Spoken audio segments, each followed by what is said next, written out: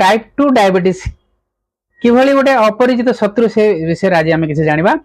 Type 2 diabetes केवल मिठा खाईदेले दोष दबा उचित नुह, यह आम शरीर भितर किसी परिवर्तन होता है जद्वारा आम जापरुना।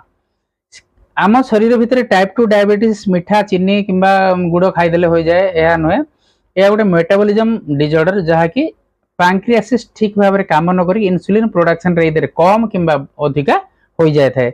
तद्वारा कौन हुए आम जहाँ खाऊे प्रत्येक दिन कार्बोहाइड्रेट को इन्सुलिन प्रॉपर मिल न थाए, आम किसी एक्सरसाइज करूना, आम वर्कआउट किसी कले भल होता एवं आमर स्ट्रेस लेवल दिन को दिन बढ़ी जाऊँगी एवं जितेबाला सुगर मात्रा शरीर में बढ़ी जाए तद्वारा कौन हुए आमको बहुत सुगर लेवल बढ़ी जाए एवं पार्टी सुखा, ओजन कमी जा, बेसी पानी पीवा इच्छा, बेसी खावा इच्छा हवा एवं ओजन कमी जा, यह लक्षण देखा दी थाए।